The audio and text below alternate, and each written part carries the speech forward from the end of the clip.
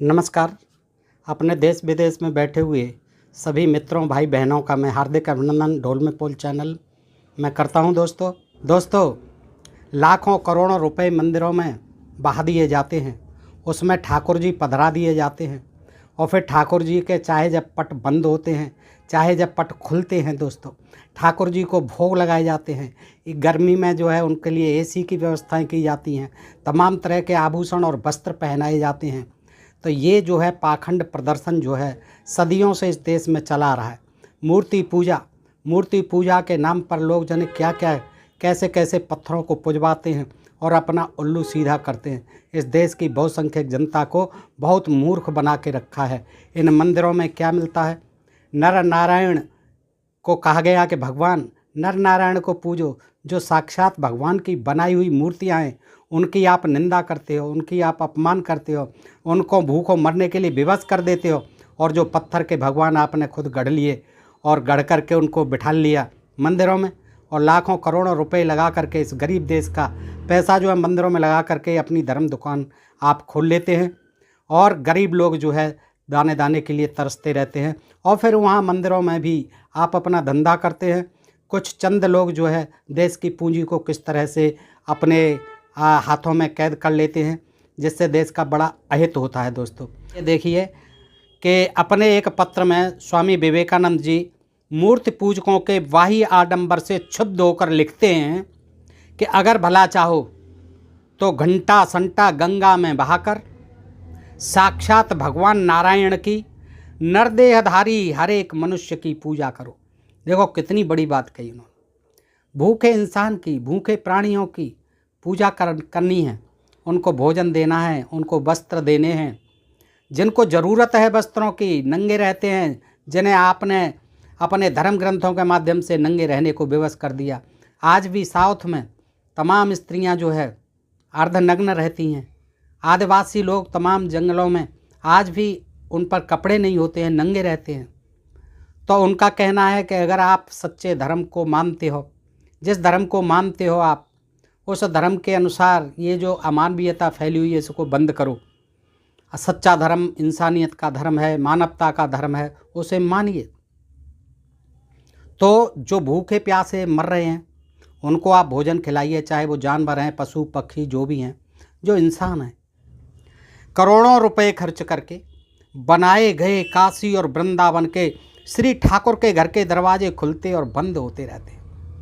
किन्हीं के लिए खुलते हैं, किन्हीं के लिए बंद रहते हैं, अपनी सुविधा के अनुसार। चाहे जब उनके पट खोल दिए जाते हैं, चाहे जब जो है बंद कर दिए जाते हैं, लोगों का भीड़ तांता इकट्ठा हो जाता है, मजमा लग जाता है, हुज्जूम लग जाता है और फिर जो है रुपए पैसों की फिकाई होती है, फिर उनकी छटाई होती है, इकट्ठे किए थे पट बंद कर दिए जाते हैं। दोस्तों यही जो है होता रहता है मंदिरों में। तो वो कहते हैं करोड़ों रुपए खर्च करके बनवाए गए काशी और मथुरा वृंदावन की छोड़िए, हर गली में, हर मोहल्ले में, हर गांव में, हर जगह मंदिर ही मंदिर हैं दोस्तों। और उन मंदिरों से कितना भला हुआ है इस देश का, कितने गरीब लोगों का उद्धार हुआ है और किसका भला हुआ है ये दोस्तों आप सब जानते हैं। तो जो स्वामी विवेकानंद जी कहते हैं अब ठाकुर जी कपड़े बदलते हैं, मौसम के अनुसार उन्हें कपड़े पहनाए जाते हैं। देखिए अब जो है गर्मी में गर्म ऊनी कपड़े पहनाए जाएंगे, गर्म शॉल भेंटें की जाएंगी भगवान को, ठाकुर जी महाराज को, और अच्छे अच्छे भोग लगाए जाते हैं, 56 भोग लगाए जाते हैं और खिचड़ी भी खाते हैं।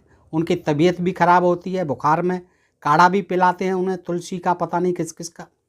तो जो है ठाकुर जी कपड़े बदलते हैं और ठाकुर जी भोग पाते हैं।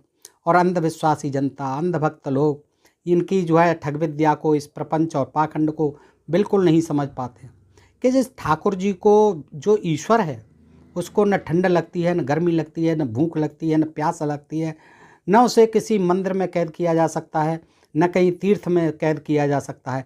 वो घट घट में विराजमान है, सबके अंदर विराजमान है और हम सब उसकी बनाई हुई मूर्तियां हैं और हम अपनी बनाई हुई मूर्तियों को भगवान मान बैठे हैं। ये सोचने की बात है, ज़रा सा दिमाग लगाओ। हम अपने माँ बाप को भूखा मरता देखते हैं, 4 बच्चे हो जाते हैं, शादियाँ हो जाती हैं, बीवी बच्चे अपने लेके अलग हो जाते हैं, माँ बाप भूखे मरते हैं। तमाम जो है नहीं आश्रमों में चले जाते हैं, वृंदावन हरिद्वार गंगा किनारे तमाम पहुंच जाते हैं, मरने को बाध्य होते हैं, वृद्धा आश्रमों में पहुंच जाते हैं। तो जो लोग अपने माँ बाप की सेवा नहीं कर पाते वो दूसरे की क्या करेंगे। और वो कैसा भगवान जो मंदिरों में जा कर के वो मत्था टेकते हैं, घंटा बजाते हैं, भोग लगाते हैं, उससे क्या लाभ है। यही कहना है दोस्तों स्वामी विवेकानंद जी का कि और अब ठाकुर जी निपूतों के बाप दादों के श्राद्ध में पिंड निगलते हैं, श्राद्ध भी खाते हैं जो मर गए, और जो जिंदे हैं वो भूखे मर रहे हैं, वो मर जाएंगे तब उनके फिर श्राद्ध करेंगे। तो निपूतों के बाप दादों के श्राद्ध में पिंडा निगलते हैं, और इधर जीते जागते ठाकुर अन्न बिना विद्या बिना मर रहे हैं। दोस्तों ये वही बात कहते हैं, देखिए विवेकानंद जी, इधर जीते जागते ठाकुर अन्न बिना विद्या बिना मर रहे हैं। कैसा धर्म है ये, कैसा अंधविश्वास है, कैसा ये पाखंड है कि लाखों लोग इस देश में भूखे सोते हैं, मंदिर के दरवाजे पर ही हाथ फैलाए बैठे रहते हैं, नंगे चितड़े में हाथ फैलाए बैठे रहते हैं, भूखे मरते रहते हैं, और अंदर ठाकुर जी को जो 56 भोग लगते हैं दोस्तों, तमाम अनाप शनाप चढ़ावा आता है।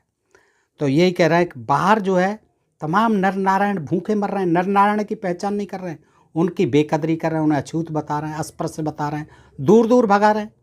तो ये कैसा धर्म है, कैसे ये धर्म के कर्म कांड है।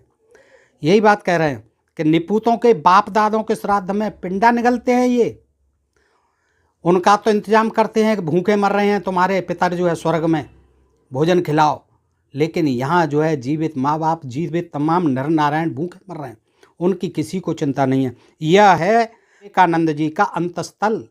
ये देखिए हृदय से निकली हुई उनकी बात है, वेदना है, जो देश की आर्थिक दुर्व्यवस्था को देखकर चीत्कार कर उठता है। एक तरफ लोग गरीब हैं, पहनने को कपड़ा नहीं, खाने को अन्न नहीं, और रोगी इलाज के लिए दवा नहीं, डॉक्टरों की इतनी फीस, बच्चों की पढ़ाई के लिए फीस नहीं, और एक तरफ जो है ठाकुर जी को भोग लगते हैं, ठाकुर जी के वस्त्र बदले जाते हैं, और करोड़ों रुपए मंदिर में बना करके बहा दिए जाते हैं इस गरीब देश के।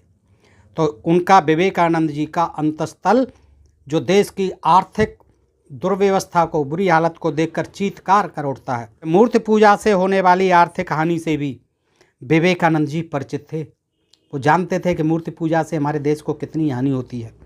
तभी अपने एक सहवर्गी को पत्र लिखते हुए वे उसे पूजा के व्यय में कमी करने के आदेश देते हैं। कितना खर्चा होता है, तमाम जो है दूध घी बहा दिया जाता है, और फिर कहते हैं अरे हमारे पास है, हमारी श्रद्धा है, हम तो बहाएंगे भाई, आप लोगों को क्या तकलीफ़ होती है।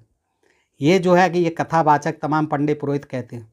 कोई कह देता है कि इतना दूध शिव जी पर किसी बच्चों को दे दो, गरीबों को पीने के लिए, आप नाली में चला जाता, तो वो कहते हैं ये हमारी श्रद्धा है, अभिषेक करते हैं, आपको क्या परेशानी है इससे। तो ये श्रद्धा और विश्वास के ऊपर जो है, अंधश्रद्धा और अंधविश्वास के ऊपर देश का तमाम जो है करोड़ों रुपए अपव्यय होता है, इस गरीब देश का नुकसान होता है। और यही विवेकानंद जी कह रहे हैं कि मूर्ति पूजा से होने वाली आर्थिक हानि से भी विवेकानंद जी भलीभांति परिचित थे। तभी अपने एक सहवर्गी को पत्र लिखते हुए वे उसे पूजा के व्यय में कमी करने के आदेश देते हैं। पूजा का खर्च घटाकर 1 या 2 रुपए महीने पर ले आओ, प्रभु की संतान भूख से मर रही है। वो क्यों कहते हैं ऐसा, प्रभु की संतान भूख से मर रही है, सब नज़रअंदाज करते हैं इस बात को। आज करोड़ों लोग जो है भूखे सोते हैं इस देश में, चाहे कोई सरकार आ जाए, चाहे कितनी वायदे हो जाए, चाहे कितनी विकास के ढिंढोरे पीटे जाएं, लेकिन दोस्तों सच्चाई है, और इस सच्चाई से हर कोई मुँह मोड़ता है। सच्चाई को कोई कहना नहीं चाहता, सच्चाई को कोई सुनना नहीं चाहता, सच्चाई को कोई स्वीकार नहीं करना चाहता। यही इस देश का दुर्भाग्य है दोस्तों। तो विवेकानंद जी बहुत पहले इस बात को कह गए हैं, लेकिन उनकी बात को किसने सुना है, कोई नहीं सुनता, न कोई इनको पढ़ता।